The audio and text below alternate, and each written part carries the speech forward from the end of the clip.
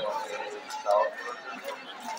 আমি ঢাকা জেলার পক্ষ থেকে সবাইকে শুভেচ্ছা জানাচ্ছি আজকের এই রথযাত্রা অনুষ্ঠানে।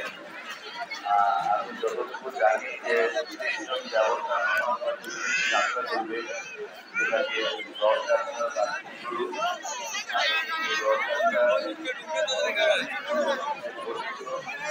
সফলতা এবং আনন্দ উৎসব পরিবেশে উদযাপন হওয়ার জন্য কিছু বোঝাই দিকে সব ধরনের সহযোগিতা অব্যাহত রাখবেন।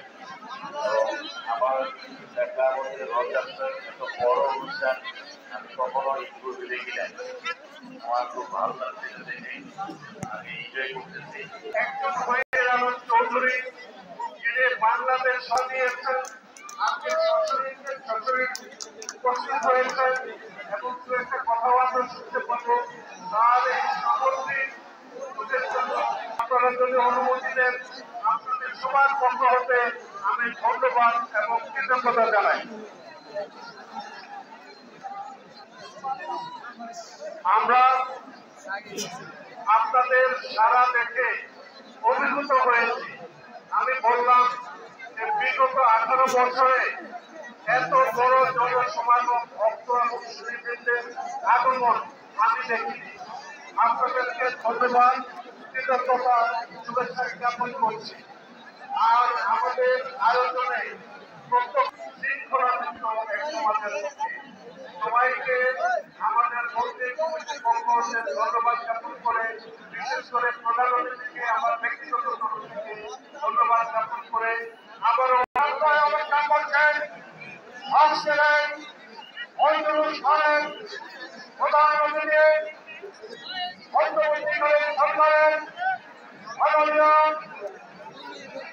পররাষ্ট্র এবং কৃষি মন্ত্রণালয়ের দায়িত্বপ্রাপ্ত উপদেষ্টা মাননীয়